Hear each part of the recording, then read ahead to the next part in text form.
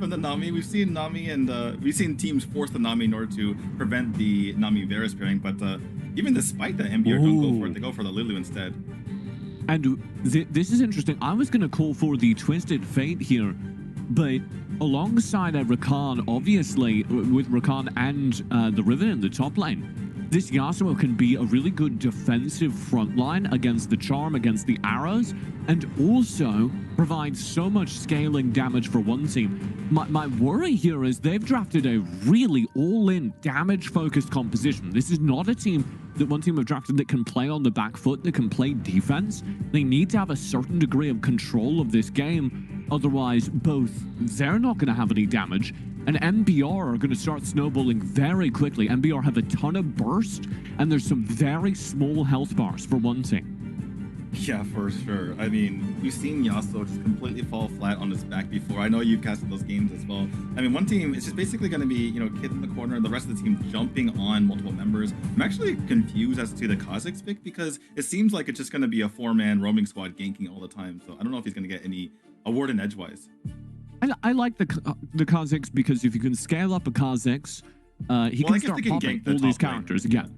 It's about the burst, and yeah, this is going to be a game that's decided either very quickly or in the late game, as if either team gets early control of the first couple of minutes, that's probably the game.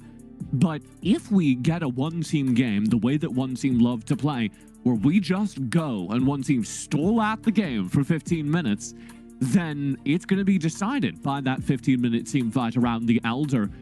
So it might be a banger. We might be in for a very good game here.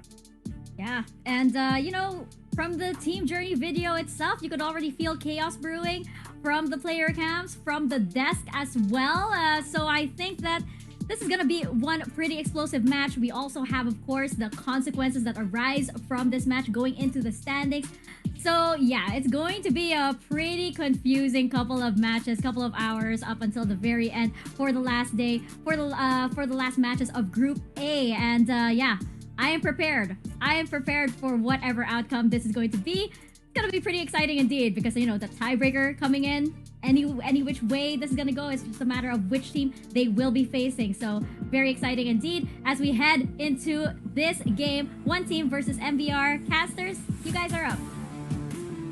Well, thanks a bunch, Mika. We're going into the next game of the day. It's one team versus MBR. I'm giving this him. I've been told that's not the best name, but I'm rolling with it. With me is Omo. If you haven't had enough of his 5-hit analysis, well, he's here to bring you more. We have yet another game, and this one, for all the marbles here, Omo. Indeed. Depending on how this game goes, we might see a tiebreaker happen at the end of the day. Look, Big G, I mean, there's a lot of things that we're talking about here, right? I think a big one of that is we don't really want to see a tiebreaker. We want to see the results come out now. I mean, I'm speaking for myself, but I really just want to see one team come out with a statement. They need to say, you know what?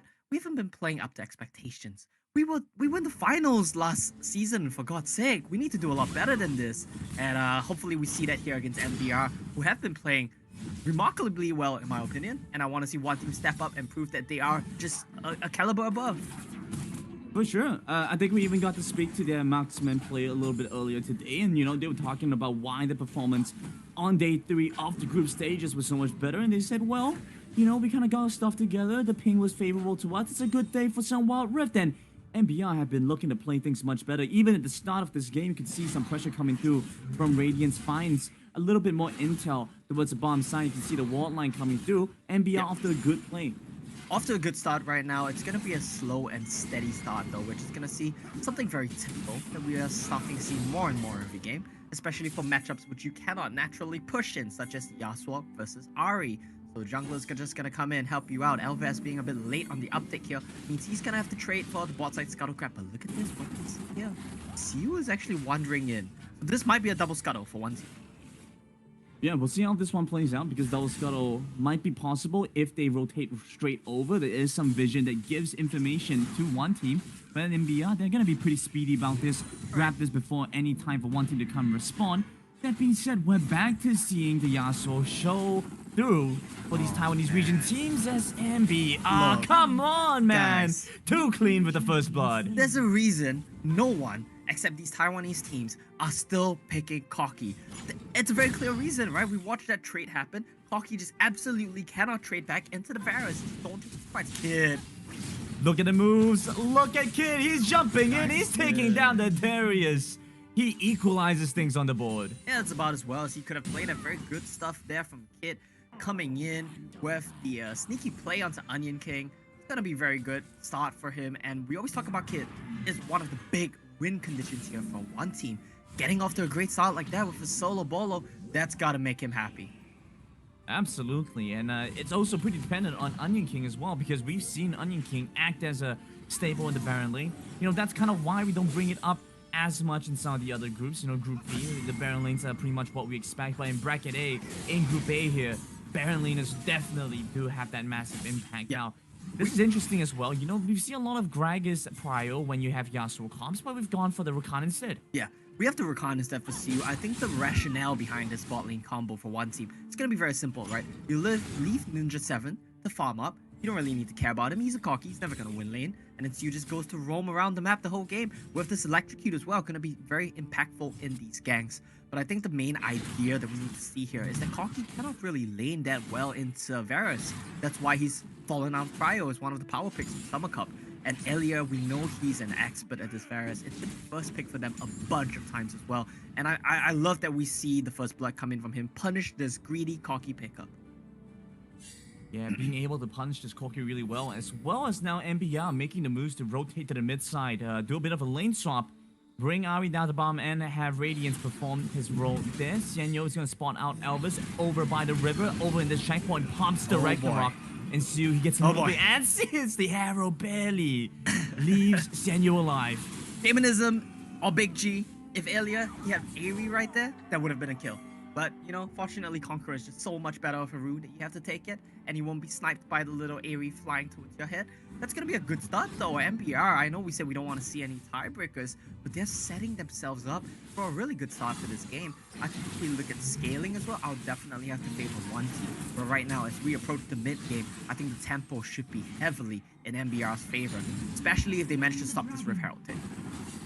Yeah, it's especially critical knowing that a lot of the ultimates pop from the jungler and from the support are not available. That being said, MBR, they don't quite want to contest that. They're going to go towards the bomb side and naturally try and pick it up instead. Let's see if they're going to be able to pick it up fast enough. Yeah, we're going to see Elia and Tobu try to wave clear here at mid against the Rift Herald. They are going to get the bot side turret way faster. And I think they will save mid lane turret as well. They just need to be careful not to die right here. Here we go, looking for the engage. They find the catch. They find the jump onto Onion King. Should be able to take him down. The Ignite taking him down low. Xianyo doesn't even have to worry about the turret because they find it, the first one on the board for one team. Onion King, I don't think that was that there, Chief. I mean, we talked about how they really just need to not die. Buy time for the collapse of Elvis and Radiance to come right in. Onion King, he goes in way too aggressively. Didn't see the players around the back. Elia, that's greedy recall as well.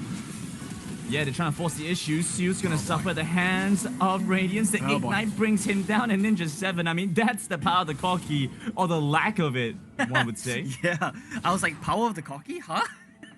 I'm glad you made it clear there, Quentin. Yes, absolutely. You know, you gotta keep some. You caught them in the first half. I got you in the first half. Chief. You did. You got me in the first half, and we're gonna see a bit more action as they might try to get Onion King right now. Okay. Yeah, I think they're going to show some respect to this, not going to push the issue, especially not knowing where the rest of the enemy team is.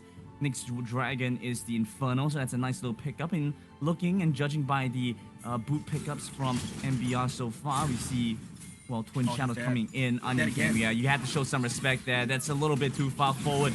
It's going to try and run towards the turret, gets hit by the smite, as Xianyo continues on with the chase, looks for the Darius, but he's now left to his own devices. 1 versus 1. This could be a good spot for the Darius, with the upper hand catching him with the crowd control. Undertow misses out once again, buying so much time. Commits the flash, and still once again has missed down the Undertow. Xianyo finally takes him down, but after such a long time. He kills him there if he dodged that last Undertow.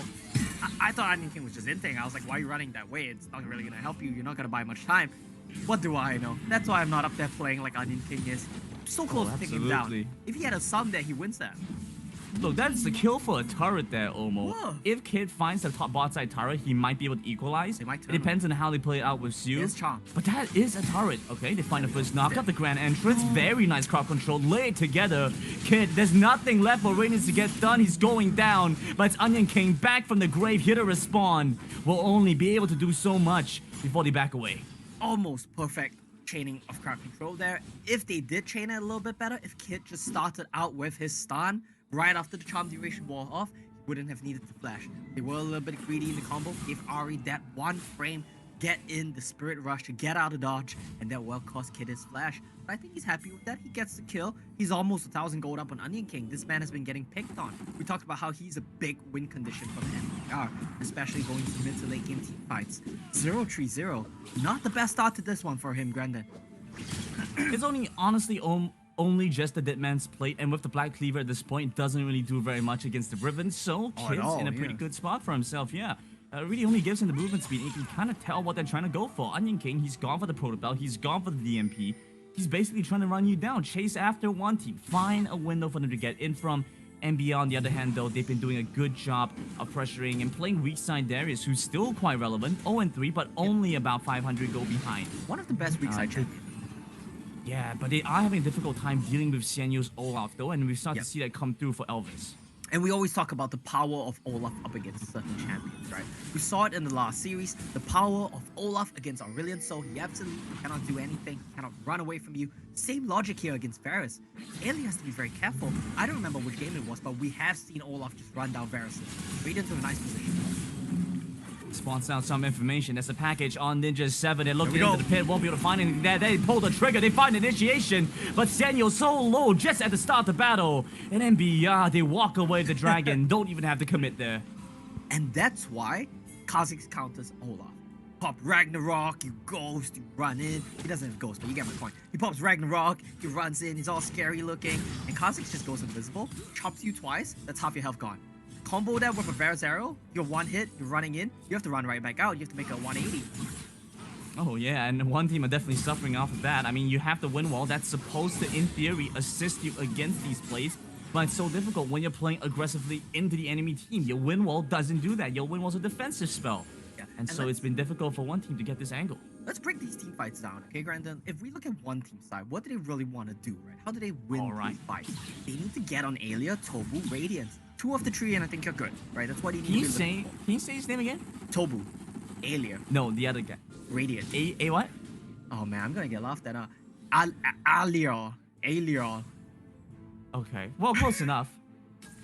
I'm sorry, man. I know we interviewed him twice, and I was on the desk both times, but I can't do it. I'm sorry. It's Aye? Aye? Yeah, it's water. You know, our cast is like the most educational one. We learned how to count the trees, and we're learning pronunciation. Now we're gonna learn how to play some League of Legends. One team, they need to find flanks. If they front to back, MBR will always win. Okay, that's the TLDR. Back to language. Back to front, that's all you have to get done. Unfortunately, it's not an easy one for one team. Just as difficult as it is to say Aelia, it's so one team is also facing a lot of difficulty trying to siege against them. Where you're supposed to have the Corki for the poke potential for the siege, you see the Varus perform that same role, but with more damage and more efficiency. One team playing for that budget bot side. You know, every time we see Corki against Varus, right, the way you think about it is Corki does a million DPS. In this matchup, surely after the game you look at the damage charts and Corki is like topping it, right? But every time you look at the damage charts in these matchups, Corki is always way down at the bottom when Varus is far and above, like way ahead of him. I'm really running out of adjectives to describe how far ahead Varus is in damage charts here. But the idea is basically, Corki can never get up to you, can never shoot you. He's gonna try to rocket you, but I'll take that. If you try to rocket me, I'll shoot you in the face with an arrow. We take those any day. And once again, Gibbonism, Big G. It's the MBR special. 4 Twin Shadows coming in. No flanks allowed. Here we go. The big special MBR here to play. And if they win this game and the next one after, then well, MBR don't even have to play for the tiebreakers. They're just gonna take that 3rd spot handedly. See who's gonna dodge away. So no charm available. They're both sides playing towards the Barons. Just spawned up. The gold gap pretty small at this point, but Onion King, he's caught back up to this Riven. So I'm curious how this side lane's gonna go. I think it's gonna be an interesting one, right? I feel like Riven should still win the 1v1, but it's hard to say. Onion King, he is very good mechanically. I think he can win that. There are ways for Darius to outplay in this matchup, but there are also ways for Riven to outplay. So it really comes down to who plays it better, and both of these guys are definitely the stars of their team. So it's gonna be very intense, and I think it's a smart choice not to take these 1v1s, especially if you are Kid, because you will outscale. Why risk dying here? Once you hit 3 items, he's never gonna even dare to look at you again. So you don't have to fight him right now. That's true. Just take it safe, take it slow, play towards your strengths, and it's difficult for Bayern. He doesn't really have the most on-demand knockups to really execute the Yasuo well with. That being said, I love the one-team vision around the Baron pit. It feels almost as if they have a sight stone. You know, it just feels so good seeing the whole map lit up like a Christmas tree. This is what I haven't heard in a while. All right, there we go. But overall, one team have been doing a very good job around this top side neutral objective, and they got the Rift out earlier as well. But this is the 3rd Drake, and it looks like they might be giving this one up. I say that, but it seems MBR are the ones slowing the update. Yeah, MBR, they cannot enter the river if they're slow, because that gives a setup for Kid to find an angle. There we go. Sue comes in with initiation. The package comes across, but Kid's going down fast. And Onion King, he's chasing after going golden. One team tries to buy for time, but Twin Shadow Supremacy, that's all you have to play for. MBR have turned the fight on its head. And one team, despite being the ones to pull the trigger, get taken down. They slip on their own hubris. I was completely wrong, but I've never been more happy to be wrong here, Big G. MBR, I thought they got caught. They popped Alia before the fight even started. Why? Because they were late to the setup. One team, they had the jump on them. They got on the backline, but who flanks the flanker, Brandon? And the answer is it's MBR, Elvas, Radiance. They find the angles and they pick down the backline of one team in return. And what's this? It's a Baron as well. 5k gold lead. MBR. These guys have come to play, Brandon. And that is the Baron buff over to MBR. They are here to play. Yeah. And after a very interesting day one of the group stages, they're doing so much better here, Omo. Look at Kid's angle. He finds the backline. Can't charm, Yasuo ultimate, packet, everything. Just pops an alien. Look at Onion King. He finds one Kid, gets the stacks off. Now he's a big boy. Radiance alongside assisting him as well. Elvas being buffed by the Lulu, hopping around like it's bouncy castle. One King getting the resets. I mean, it's just very well played here from MBR. I was quite surprised. I thought they wouldn't have a chance in that team fight anymore.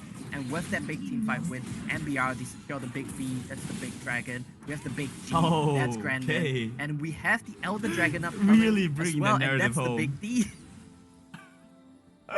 Well, we'll see how many of these objectives they're going to be able to grab. MBR have been able to play it quite well. One team did manage to get the dragon through that chaos, so Elder Drake not going to be as disastrous. Still going to feel really bad to play against though, so that is one other objective for them to play for.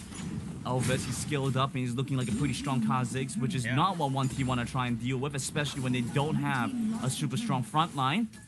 Senyo really being the only one to do that, and he doesn't have crowd control. Kha'Zix actually functions so well in these Pokecoms because he can constantly spray out these void spikes for vision, slows, for damage. Look at how much he slows them with Cerulea, but Onion King. Nice! This is a fight, but this is a fight that's not fair because here we go. It's a 2 versus 2 with the supports coming into play. Kid has to run away. Stu ditched him, left him in the alley, ran away first. He tried to set that one up, but Tobu with the responsive defensive flash. Here we go. Senyo, he's here to play, he's here to fight, he goes into thick things, but there we have it, Onion King, he's just taking them on. He might go down, Kids here, the response. Finally, they find something, Radiance has dived in deep. He's moving on to one team, while looking to try and fight back, try and stand against MBR, but the resets come across as Elvis hops from player to player and takes down 3 of one team. They're looking for the end here, but I feel like that's a bit ambitious. They should just back off right now. MBR, I'm really impressed. They're so aggressive, they're so willing to fight, even after Onion King drops. I would have just called to back off. Radiance, he finds the angle, he has the Spirit Rush charges, 3 charges right into the opponent team. Keep in mind here, Grandin, he doesn't have a Jonius. Man just does not care. Daniel is mad, he's like, let's go. But keep in mind, there's no Khan Charm, there is no Riven Ultimate as well, so they're gonna be lacking damage. Kill Onion King, but look at Radiance, that's 1, that's 2. He does not have Jonius, that's 3, just juking them around. And this is such an amazing performance from MBR. They're fighting so free. The resets from Elvis. I'm very impressed by MBR. Day by day, Grendon, I'm getting more and more impressed. And I think this team, they're looking real good here. Well, there we have it. Little bit unsure of the power level of MBR coming out of the Indonesian region without much competition from their regular season. So going into this one, we were unsure where they were. A little bit shaky on the first day, but coming in to the next day of the group stages for them, that being day number 3, they are looking so much better now. Elder Drake's gonna be alive, and it's MBR to start it up, but at the same time, Baron is gonna be available. So both sides have to try and find something to do. One team, they decide the Elder Drake's more important, have to come over. Onion King coming in the flank, but might be a little bit too ambitious. His kids right there in the angle as well. Doing the dragon, they should just leash the dragon, keep them dancing around, make them have to choose between Onion King and the Elder Dragon, and eventually you will win out in this position. And here we go. I think Elvest, he's starting this one out. Seal wants to come in though, but very nice here. Spirit Rush committed to jumping onto Senyo, who's out here taking damage as they try and jump back in with Bayan to try and make something happen. Unfortunately, the Yasuo will go down. It's Elvest with plenty of damage. It's the power of the Kazakhs, the MBR special. Over in the side lane as well, Onion King doing his best to survive off against one hit. And he takes him down. The Emperor Hand will be enough. MBR aces them, and one team will fall. MBR with the game number 1 win. Yeah, they don't even need the big D at the end of that one because they just gave the big D to one team. That was an amazing